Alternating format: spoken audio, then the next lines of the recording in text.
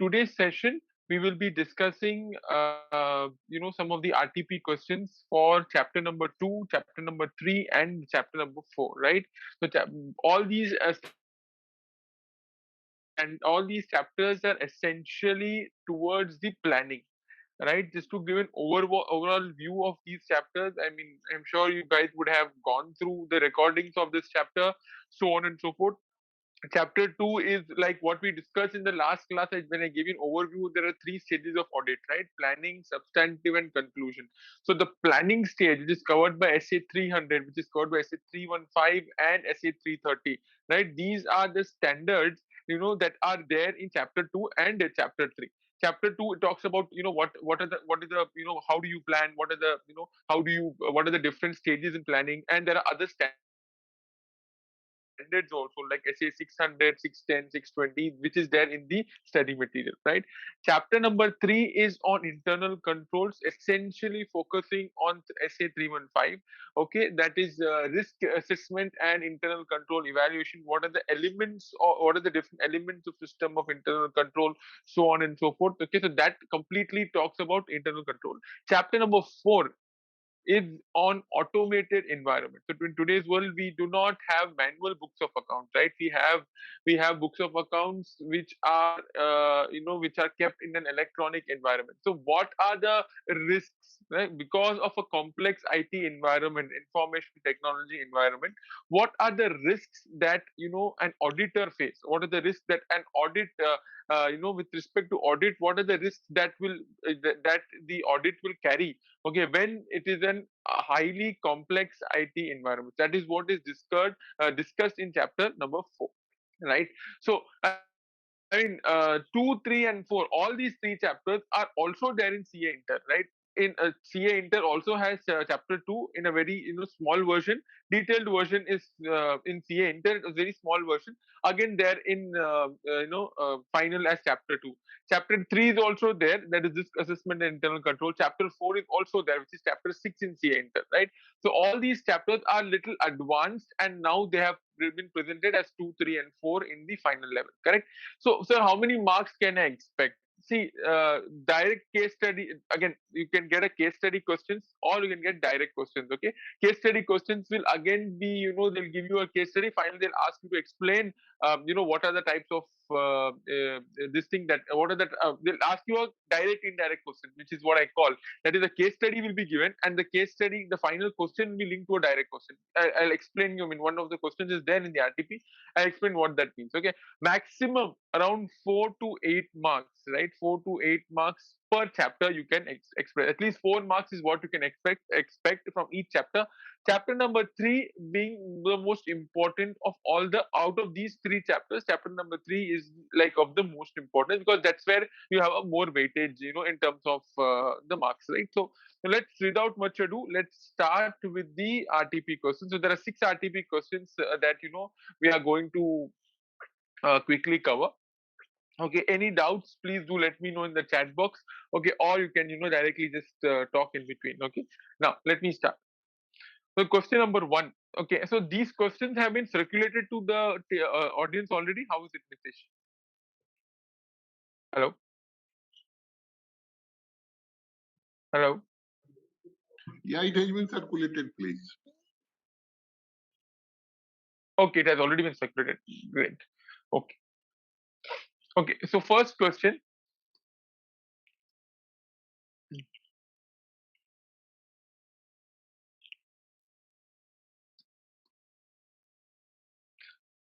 First question, briefly explain the key phases in the audit execution.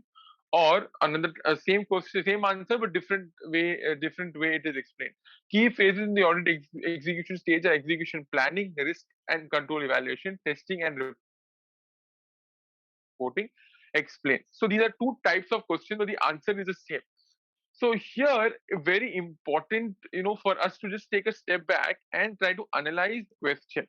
Okay, so they can ask the question in two ways, right? One is a very simple, straightforward question, briefly explain the key phases in audit execution. Again, audit execution, all of this is in chapter number 2 only. We know that, right? Now, or, or I'm sorry, or key phases in the audit execution. So they give you a sentence and they ask you to explain. There are two ways in which a question can be asked in CA. This is then CA inter also. I'm just saying CA final. There are two ways in asking a question. They'll just take a plain vanilla sentence out of the book. This sentence is there in the book. Just before in the study material, before the audit, before the stages are explained, this particular key phases in the audit execution stages, key phases in the audit execution stage are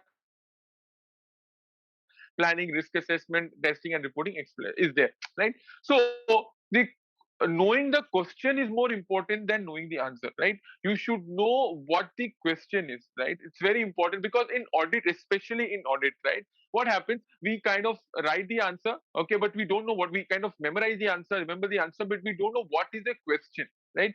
Question is more important than the answer because I keep telling this in my class, right? We are supposed to write what we are asked, right? We are not supposed to write what we know, right? So if a question is asked, say on essay 500 audit evidence, right? We just because you saw this term essay 500 audit evidence in the question doesn't mean you will write what you know about essay 500, right? You can't expect marks like that, right? So you will have to read the question twice, thrice, four times to understand what is the requirement by the examiner, what is he trying to ask. Depending upon that, you will have to write. So this question is very clear. What are the key phases in the audit execution stage? What are when you do an audit, what are the key phases, right? So either it could be asked like this, or they themselves have given you the heading, right? So quickly, let's go through the answer. Okay, the first one, the first key phase is audit execution. The first phase is execution planning. Now, already actually I've explained this in my last class itself. Planning, substantive, and conclusion, same thing. So execution planning is where we do a planning of of the audit. So here you have to write certain keywords. Okay. So in order to carry out the audit in an effective, efficient, and timely manner, auditors need to plan the work, and a detailed audit program should be prepared covering the audit objectives, scope, and audit approach. During execution planning, auditors should consider the manpower requirement, qualification of members of ET. What is ET? Anyone? What is an ET? What is ET?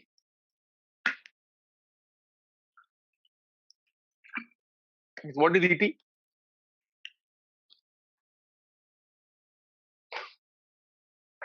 No one. What is an ET? ET here stands for engagement team. ET here stands for engagement team in the audit. See, in audit we need to use certain words, right? Which we generally don't use elsewhere. So these are the words which are mandatory that you need to use in audit, right? For example, in accounts we call error, but in audit we call it misstatement. You have to use the word misstatement because that's the jargon. Every subject has its own language. Okay, so important for familiarize with these words and use these words when we write. Okay, so in audit team, basically the team who audit is not a one man show, right? Audit is by a group of people. So that group of people is called the engagement team. Engagement team. Right, so qualification of, so when you do an audit, right, before you start an audit you will do a planning. In the planning, so you'll have to write this word effective, efficient, and timely manner, and a detailed audit program should be prepared. So these are the words that you will have to kind of use when you write in order to carry out audit evidence in effective, efficient, and timely manner. That's very, very important. Clear? Next, during execution planning, they are also consider the manpower, how many resources are required depending upon the complexity of the entity, the size of the audit, the scope of the object, scope of the work that is required. You have to allocate resources. So suppose a company like, say you want to audit a company like Wipro, can you audit using two people? You have army of people, right? Or you want to audit a small chota mota company which is having a 10 crore revenue. Will you require an army of people? No, you require only two people. So depending upon the size of the engagement team, depending upon the size of the entity, manpower requirement, etc. This is all given in SA 300, right? Next phase is the risk risk and control evaluation. Auditor needs to conduct a detailed assessment of risk and control as per the requirements of SA 315. Please, wherever you kind of you are required to give a standard reference. The standard reference has to be given. Very important. Okay, technical references are very important in the examination, right? Okay, and especially in audit, where so when standard a relevant standard reference, the examiner automatically comes to know that this person has studied, this person knows the paper, this person has studied something, so automatically gets impressed and automatically he will give you the marks, right? So SA 315, risk assessment and internal control, always SA 315. Okay, steps involved in the risk assessment are: list the risk that needs to be reviewed, capture the capture for each risk that exists, and determine the steps required to test the effectiveness of each control. Okay, I'm going back. So risk and control evaluation. So once you identify, okay, this is my scope, this is the work that I need to do, these are the objectives, this is the manpower required, that is all covered of the part of the planning. Now you go and you kind of do something called risk assessment procedures. You do some assessment of risk. You do something called risk assessment procedures. Now what is this risk assessment procedures? Just to give a detailed understanding or a simple understanding of what is risk assessment, basically in simple and layman's term, risk assessment means collection of information. You haven't started the audit, you haven't started doing vouching, verification, all that you haven't started yet, right? You are just collecting information to assess the risk of material misstatement. I repeat, you are collecting information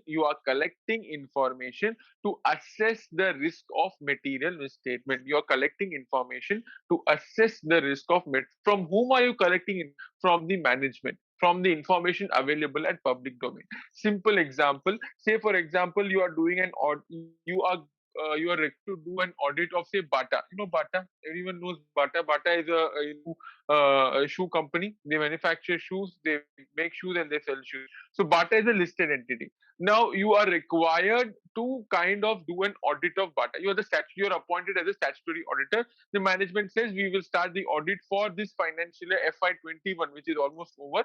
Okay, sorry, which is the filings are done. You are required to do the audit. Hypothetically assume. Now, this company first audit planning. In the audit planning, you will say, boss, these are the resources required. This is my objective. This is my scope of work, so on and so forth. Next, immediately after audit planning is done, will you go and directly start doing your audit procedures? Will you ask revenue register this, that, this? No. You will do risk assessment on Bata. What are the different risks that are there, which under which the entity operates? So the risks could be, industry related. So what are the general risks in a from a reporting perspective? What are the general risks that are there? What are the general risks that are there as far as Bata is concerned? Are you able to understand? In a shoe company, okay? So in a shoe company, for example, manufacturing, there is a pilferage law, there's a wastage law, right? So all these are how are they booking you, what is the revenue recognition policy, what are the inventory controls which are there, how are they tracking content and production, right? What is the control regarding journal entry posting? So these are things which you will have to know. Okay, only then you will be able to kind of assess the risk, right? Is the risk of material misstatement high, medium, or low? Because in audit we follow something called a risk-based approach. What is the risk-based approach? Higher the more the audit procedure, lower the risk, lower the audit procedure. Clear? So list the risk that needs to be reviewed, capture for each risk the control. So there is a risk. Management itself is putting a control. That means there is a control. Now we need to see whether the control is of operating effectively. Sir, there is no control at all. Then that is not. So there are two ways. One is design effectiveness. One is operating effectiveness. Design effectiveness means control is there. Operating effectiveness, control is there and is operating and is working as per what it was designed. So first list the risk, then capture whether there is a control for that risk put by the management or those that are needed, and determine the steps required to test the effectiveness of each control. Is everyone clear? Is everyone sleeping? Is everyone clear? Is everyone clear? Any doubts so far? morning studying audit is very difficult. Listening to audit itself is like sleeping. Correct?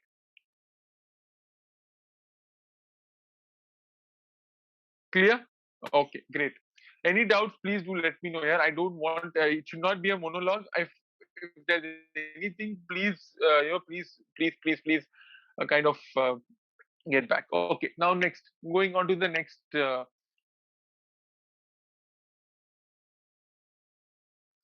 Sorry.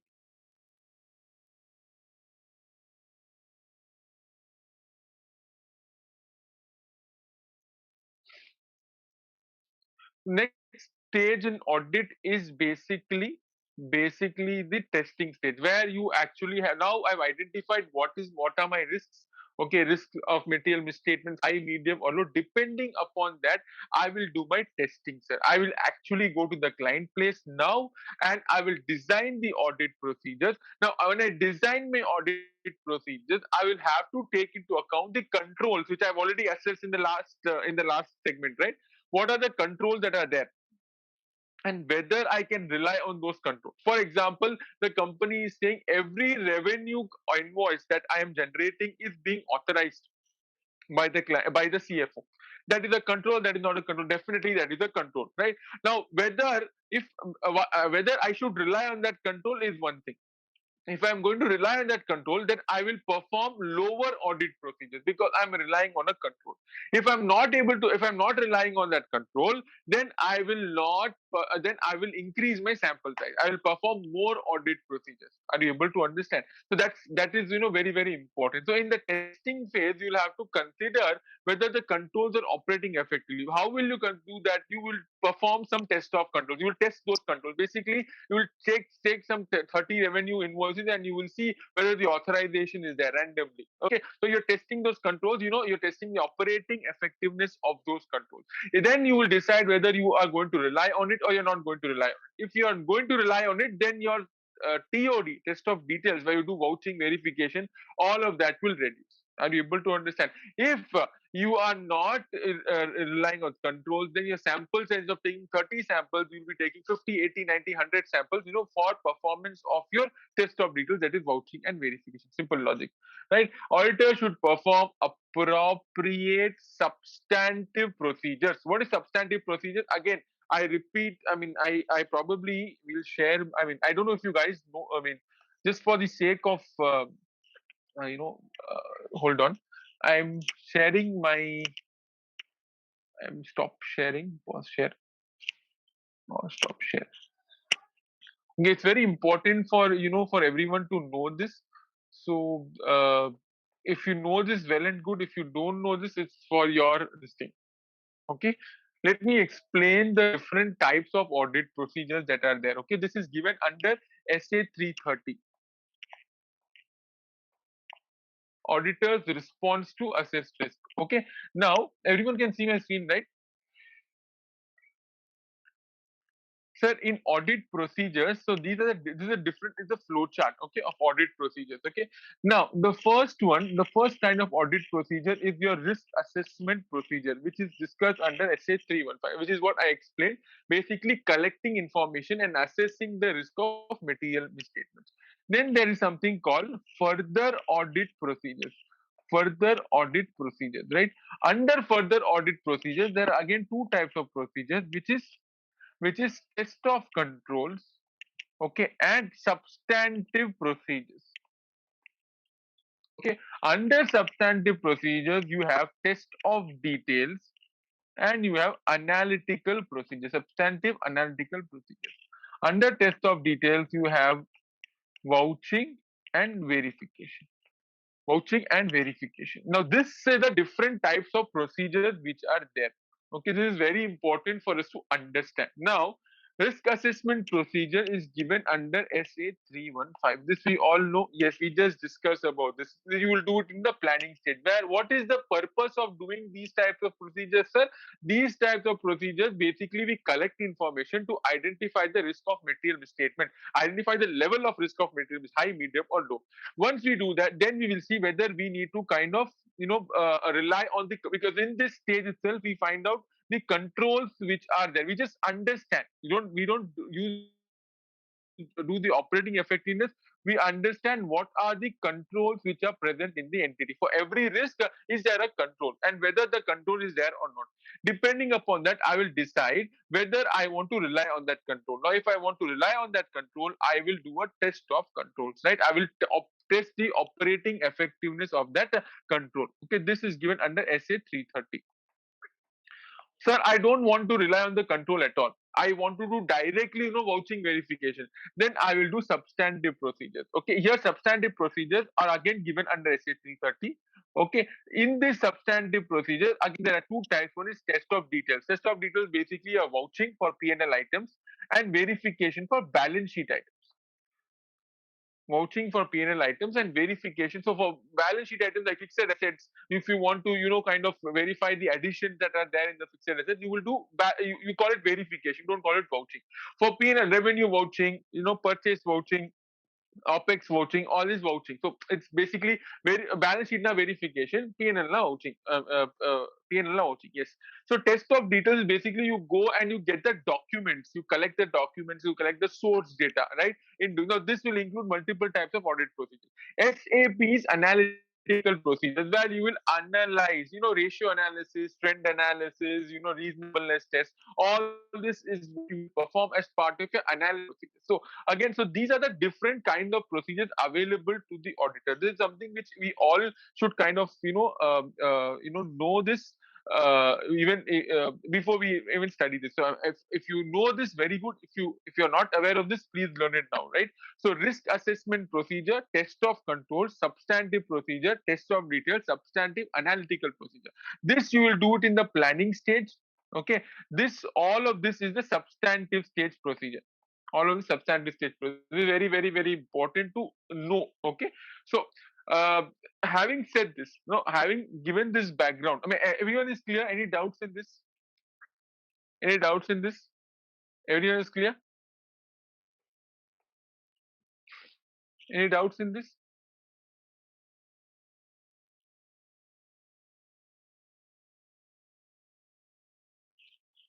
Great. Okay, now coming back.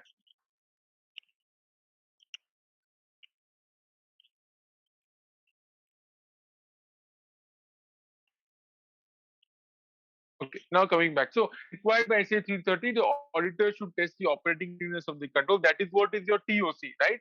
An auditor should operate substantive. That is what is your substantive audit procedure, so on and so forth. Okay. Now exam audit procedure, which is basically inquiry, inspection, confirmation, analytical procedures, so on and so forth, right? Those are the examples. Okay.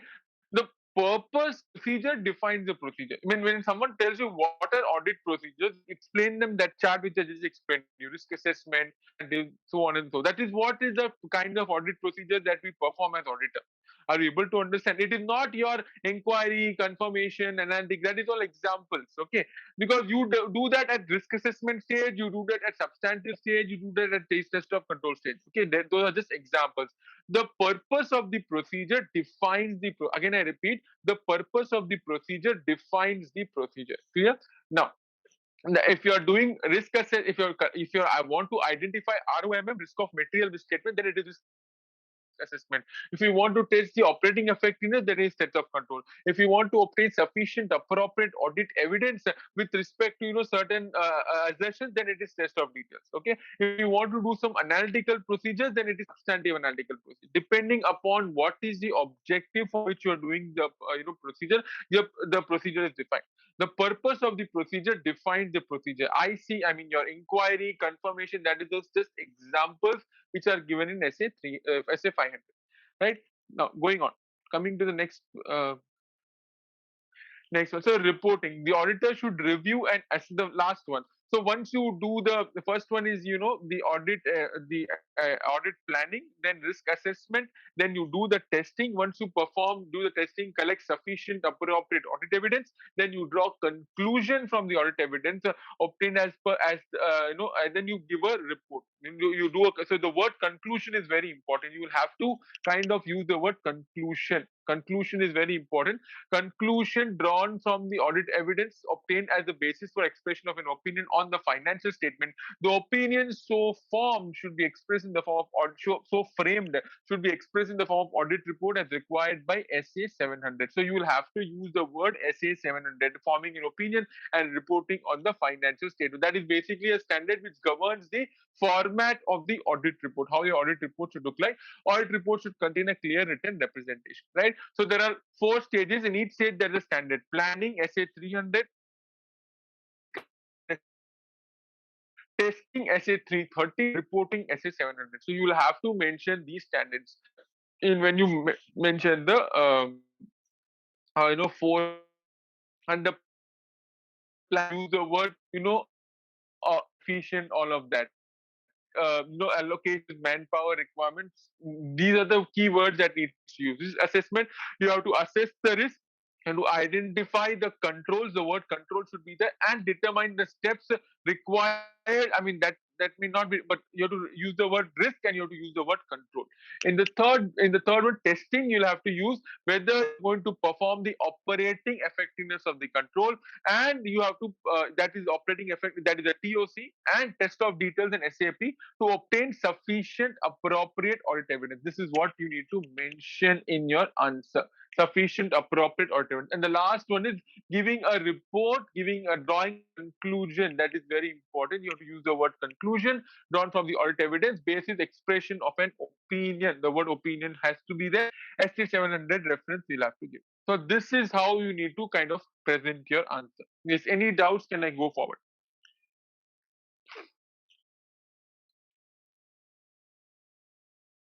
Can I go forward?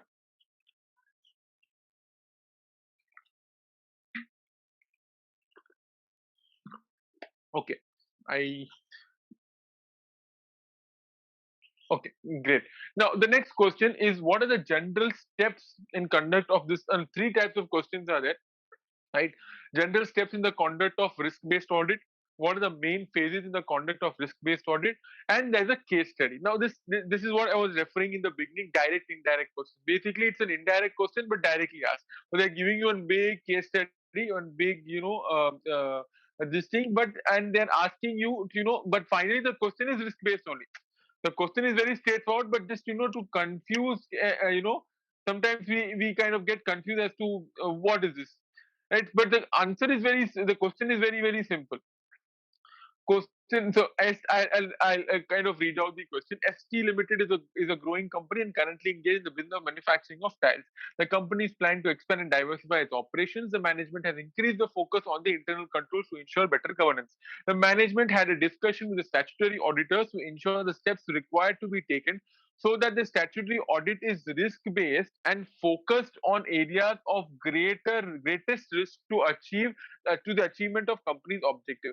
Please advise the management and the auditor on the steps that should be taken for the same. So the question starts from the last third line, right? The management had discussion with the statutory auditors to ensure the steps required to be taken so that the statutory audit is risk based. That is what is your question, right? So you need to know the question, in a very important manner, right? And focused on areas of greatest risk to the achievement of the company's objective. As I explained in the last question, the standards on auditing, the engagement and the quality control standards are always risk based. Higher the risk, more the audit procedures. Lower the risk, lower the audit procedures. There's no concept of no risk. You cannot say that there is no risk at all. There's always a risk. The risk could be high, medium, or low. So higher the risk, higher the audit procedures. Lower the risk, lower the audit procedures. Right. So the standards tell us, that is why we follow. That is why there is a concept of risk assessment. Right. We assess the risk. Once we find out, the risk of material misstatement is high, medium, or low, and then basis that we perform our design and tailor our audit procedures. Clear? So that is why in audit we follow something called a risk-based approach. Now, what are the general steps? Okay, again the same answer is very very similar, but the words used are very very. Now this is a November 2020 RTP question, if I'm not wrong.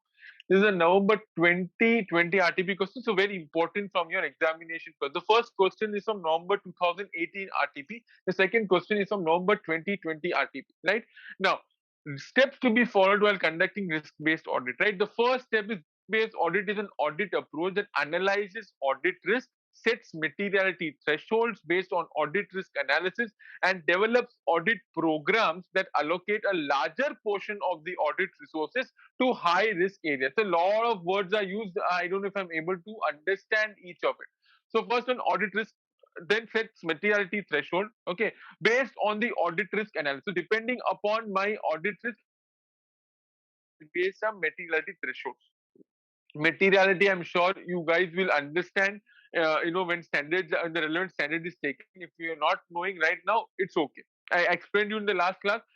1 rupee may not be material to you, may not be important to you, but 100 rupees may be material to you. So depending on misstatement of 1,000 rupees may not be material for the users of the finance system, but misstatement of 1 crore may be material.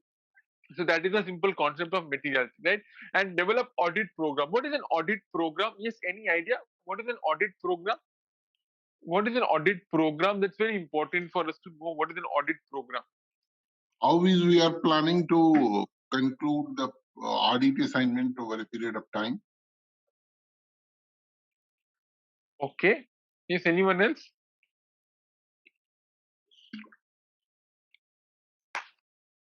Yes, what is an audit program?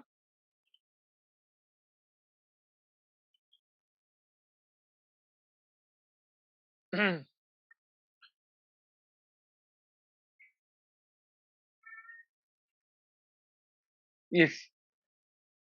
No one.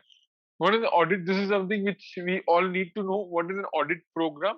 An audit program is basically a step by step checklist. Let me put it like that, right? A checklist of what needs to be done. So once you find out the risk assessment, once you do all your, you kind of identify what is your risk of material misstatement, then you do what is your audit procedure, right? Now, for example, let's take fixed asset. Now, fixed asset, you need to do certain things, right? So a checklist is given to the engagement team. Okay, these are the things that you need to cover. So basically, audit program is a step-by-step verification process, a verification procedure. First, obtain the fixed asset register. Check the fixed asset register whether the name of the asset is there. The value is there. The capitalization date is there, so on and so forth, right? Or get 5 vouchers with high value with respect to additions. See what is the process for selling of the assets. So this is basically an audit program. So you will have to do a step by step. It's a checklist given to the engagement team, which has a step by step verification process. Okay, what are the things that are involved? So some audit firms do follow this audit program. Some audit firms do not follow audit program, right? So audit program will be it's tailor made. It's customized depending upon the client, depending upon the business, depending upon the risk. It always has to be customized. It cannot be one cut or general audit program at all. Otherwise, the purpose is defeated, right? And develops audit program that allocate a larger portion of audit to high risk areas. So that is the first thing. Next, now we come on to the steps. Okay, so first one is understanding the auditee operations. What are the now this particular question is not there in the study material, right? I went through the study material. This is not there. This is directly coming in the RTP. So you have sometimes such questions are there which are directly in the RTP, but they are not nowhere there in the study material. So what we need to do, you need to follow the RTP there, right? That's why the purpose of this whole session is to kind of familiarize you with this RTP, revision test paper, so that you know what are the different types of questions that could be asked in the examination, right? So understand the auditee operations. First, you need, as part of your risk assessment, you'll understand what is the nature of business, how it's going to impact, environment in which the entity operates, framework of the operations, operational performance. What is operational performance? What is the revenue? What is the profit? What is the PBT? What is the gross margin? All that is operational performance. Information process framework, basically the IT framework under which the entity is operating, right?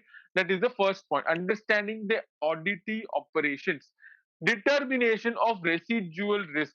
Now, what is the question, boss? The question is risk-based approach. Okay, first you understand the entity operations, then you identify the risk. Same, so this is what we discussed in the earlier question. The same question only, that because that is also risk-based. This is also risk-based. Just the questions have changed, right? It's the same thing. That audit is going to be the same: planning, substantive, conclusion. It's not going to differ. So here, this just the way to ask question is a bit different. That's all. So headings are more important. Understanding the audit operations, determination of risk. Basically, you determine the risk that is there. Here the word uses residual risk. Ideally, it's basically the audit risk or the risk of material misstatement, right?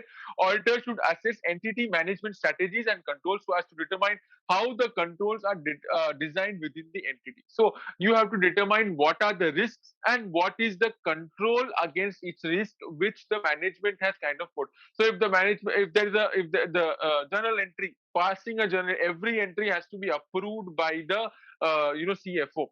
Accountant has to pass the entry. The finance manager has to approve it. So that is there is a risk, that all the entries will be posted just like that. That's the risk.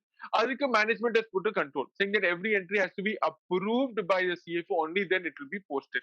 Are you able to understand? That is the control. So we need to understand this.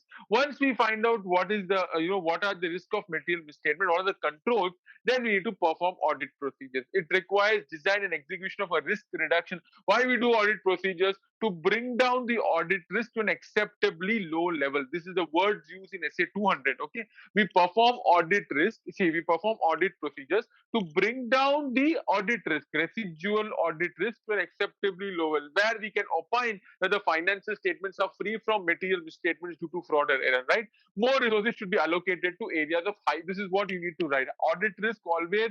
When you talk about risk-based approach, these are the terms that you need to write. More risk should be allocated to to high audit areas. More risk should be allocated. This is very, very important.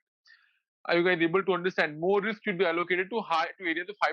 That is what is risk-based approach. Then reporting to the auditee, where you kind of report given audit report. Now your report should include weaknesses in the internal control system, your audit report, and deficiencies in the design and operations of internal controls. Okay, so the auditor should communicate to the auditee immediately his significant observation with respect to weaknesses in the internal control system and deficiencies in the design and operation of internal controls that affect the organization's ability to record, process, summarize, and report financial data.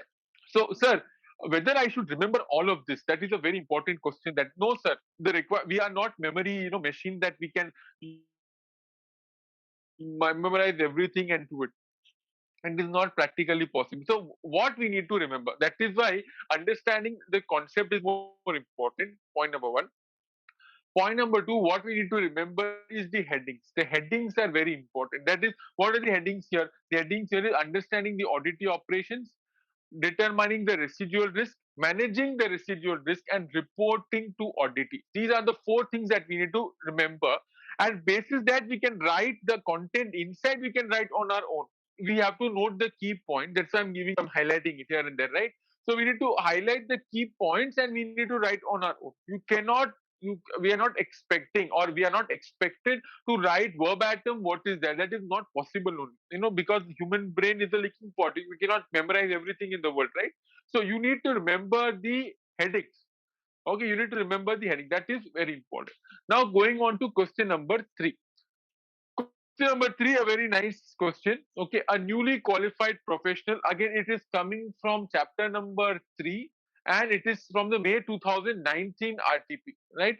A newly qualified professional has received his first appointment as auditor of a large company and is very much concerned about the effectiveness of internal controls and want to assess and evaluate the control environment as part of his audit program. Again, audit program, as I explained you earlier. Towards achieving his objective, he seeks your help in knowing the standard operating procedures of assessment and evaluation of control. Sir, from where is this question? So after reading this question, what is the first thing that should, strike? So if you've read the ISM, the study material, you will come to know that this question is it's a picked up question directly from the book, right? Because there is a segment on standard operating procedures in your study material. So automatically it should strike you, because there is something called standard operating procedure which is there. right? Automatically that should kind of strike you. Standard operating procedures of assessment and evaluation. So automatically, yes, this is from chapter number 3. This is on standard operating procedures. There's some 5-6 points. So that mindset should come. Then only we'll be able to answer. Otherwise, you'll keep reading the question, you'll not know from where the question is, or you'll not know what is the answer to this question, and you'll start writing on your own completely. Okay, that is not allowed, right? And newly again, see the type of question they could have directly asked. What are the standard operating procedures of assessment and evaluation of control? They could have directly asked, but they're giving you a case study, a kind of a background, a story, and then they're asking you the question. So this is basic. This type of question basically called direct, indirect, direct question. It's a case study, but it's a direct answer. There is no facts of the case. There is no, you don't have to apply your mind. If you know the answer, you can write. If you do not know the answer, you will not be able to write. It's an indirect but a direct question. These questions are called indirect but a direct question. Now, what is the answer? There are 5 points which are there. Okay. Now, I generally in my class, I use a catchword to remember these 5 points. Okay. To remember these 5 points, I generally use a catchword. So, what is a catchword? So, you can write, when I say catchword, I mean an acronym. When I say catchword, I mean an acronym. So, I will say, hold on.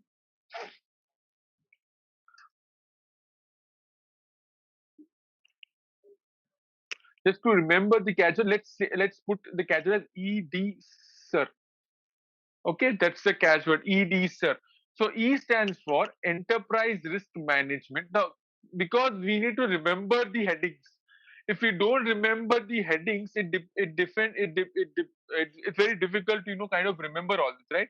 So Enterprise Risk Management. So what are the standard SOP, standard operating procedure of assessment and evaluation of control? That means what all should be there, when I evaluate an internal control, when I assess a control, what all should be there? First is there should be an enterprise risk management. Basically, there should be an ERP, a Tally, or an SAP, or an Oracle, depending upon the size of the entity, right?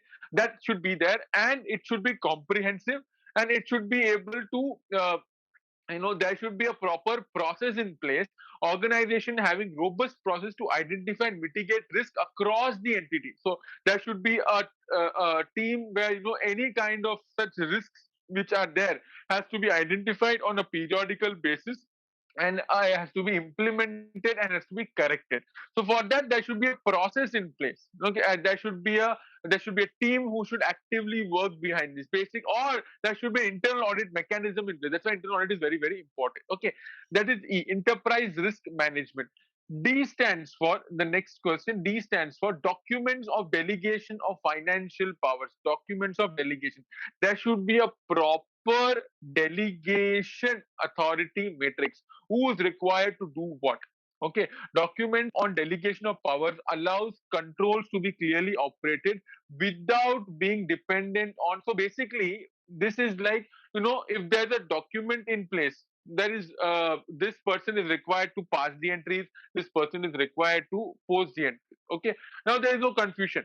No confusion, great combination, no problem at all. Everything is documented properly. Who's supposed to do what is there. So tomorrow, if there's a change in the job also, if there's an employee turnover, if there's a change in the employees, if I give this document, then that person will be able to understand, yes, these are the things which I need to do. So that is a standard SOP which has to be there. That is D. S stands for segregation of jobs. So this is very important. This is, we've studied in our plus two economics, right? Segregation of duties. And you should, everyone should, one person should not have complete control. Okay, it should not be a one-man show. A lot of power being concentrated on one person is always a risk. Okay, one person has a complete authority in the company to do whatever he wants, then he will definitely, there's an opportunity or there's a window to commit a fraud. Yes? So segregation of duty, there should be a maker, there should be a checker. The maker and the checker cannot be the same. That is what is segregation of duties. Okay, so if the person is a cashier, he should not have access to the books of accounts, right? The books of accounts should be a different person, the cashier should be a different person. So all these are very, very important points which needs to be remembered when you do an SOP. That is what it means. Segregation of job responsibility. That is S. I stands for IT-based controls. So we have to also incorporate IT-based controls, information technology controls, automated controls. Instead of being human dependent, it's easier to have automated controls if they are cost effective, okay, for the company, so that easily it can be monitored, and it is less prone to human errors. That is IT-based control. Next one, job rotation. That is rotation. R stands for rotation. Job rotation in sensitive areas, right? So certain areas require us. This is a policy in multiple corporate companies, that job rotation, that is in certain jobs, after 3 years that person is required to rotate. So suppose I'm handling a very sensitive area, say I'm handling the treasury of the company, right? So it's a very sensitive area. So compulsorily that person should be there for 3 years, and some other person should occupy it. Or he should be compulsorily asked to go on leave for, say, let's say 1 month, so that some other person can come and do it. Okay? So why is this is required? Because if some other person comes, if there is some issue that he has done, some kind of a fraud that he has done, right? Then in that case, that can be detected by the other person.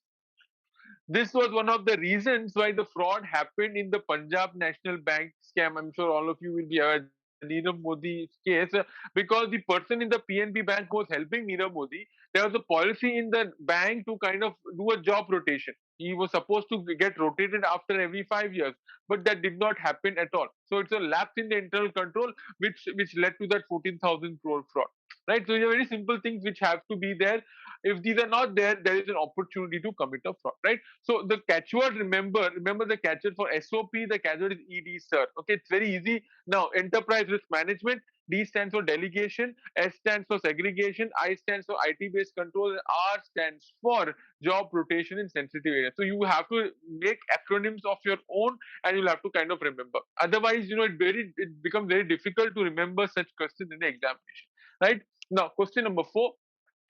During the course of audit, the auditor noticed material weakness in the internal control system, and he wishes to communicate the same to the management. Again, this is from chapter number 3. You are required to elucidate the important points the auditor should keep in mind while drafting the letter of weakness in the internal control system. Sir, what is this standard? This standard, again, this is from chapter number 3, and this is from a standard called SA 265. SA 265, a very, very, very important standard at the final level, because it is not there at the CA inter level. Okay, so this standard basically asks the auditor, okay, to kind of tell the TCWG, the those charges governments, or the management, to report any kind of deficiency or significant deficiency in the internal control, or material weakness in the internal control, which merit the attention of the management or TCWG. Now, when you give that, so you have to give a letter. You have to give a letter of weakness to the TCWG or the management, as the case may be. Okay, in that letter, what are the points that you need to kind of remember? That is what is given. That is what is the question. You are required to elucidate the important points. Elucidate the important points the auditor should keep in mind while drafting the letter of weakness in the internal control system. Now, point number 1. Point number 1, a description. Again, you have to mention the standard name, SA 260. And the name of the standard is very, very important, boss. You have to mention the standard. When you write an answer, always start with the word as per. As per is very important. The two golden words in audit, always when you write, you have to start with the standard name as per SA 265. Communicating deficiencies in internal control to TCWG and management. That is the name of the standard. You need to remember the name of the standard. The name of the standard is more important than the standard itself. Clear? So, communicating deficiencies in internal control to those charged with, not those who charge, those charged with, there's a mistake there, to those charged with governance and management, right? First one is a description of deficiencies. Okay, what are these deficiencies? We have to, so D stands for description. Then sufficient information to enable the TCWG to understand the context of the communication. So C, right? First, a description. Next is the context of the communication, right? So D and C. Next is The communication should be preferable in writing, very important, in through a letter of weakness. So W, it should be in writing, right? Important points with regard to such letters are as follows. It lists down the areas of weakness. Yes, that is what is basically description. It should clearly indicate that this letter covers only weaknesses which have come to the attention of the auditor, which is very, very important. Yeah. So, sir, description D, correct. Then we discussed about context of the communication, right? So first we need to give him a what are the deficiencies that you've identified. Description.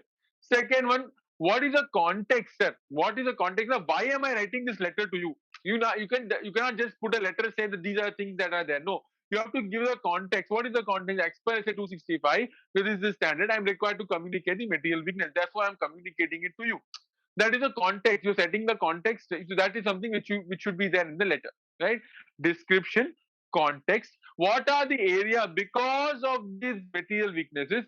What are the, say for example, there's a material weakness in revenue. So so that becomes the area of weakness. Revenue recognition is not proper. Revenue authorization is not there. That is a deficiency in internal control. What is the area of weakness? Revenue recognition, revenue occurrence, or revenue valuation. That becomes the area of weakness, right? And then clearly we should write that I am not responsible for what is the auditor's responsibility? Evaluating the financial state, sorry, giving an opinion on the financial statement, not checking the internal controls. I am not required to opine on the internal control systems. Okay, that's not my job. I am just saying in the course of performing my audit, right, I came across certain deficiencies which I thought I should tell you. That is what is this, Avalala. I came across certain things which I thought I should tell you. So, which have come to the attention of the auditor during his evaluation of internal control for the purpose of determining the nature, timing, and extent of further audit procedures.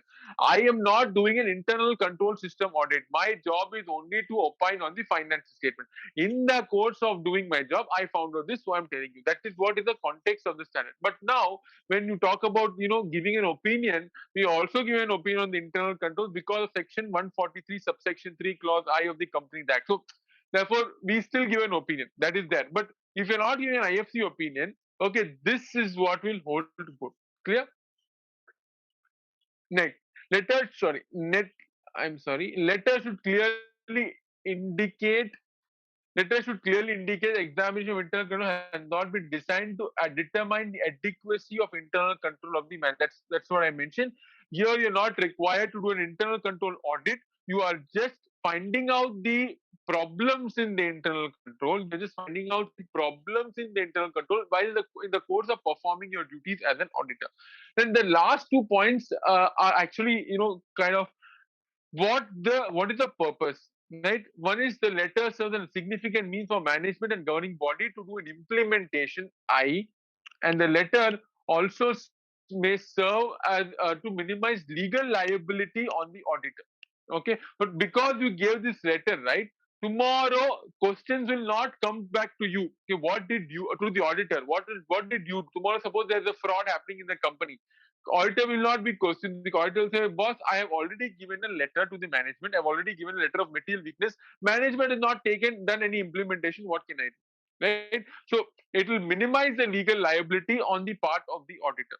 Are you able to understand? So first D, okay, essential points what are there? Okay, first we have to say D, then we have to say, see, context of the communication, then area of weakness, and then area of weakness, and then attention, which have come to the attention of the auditor. So D, C, A, A. DCAA are important. These 4 points you'll have to write. DCAA. Okay, these 4 points are important. Out of all there are other points, but DCAA description, okay, context of the communication, area of weakness, and matters that have come to the attention of the auditor, right? So DCAA is important to be written in this question, right?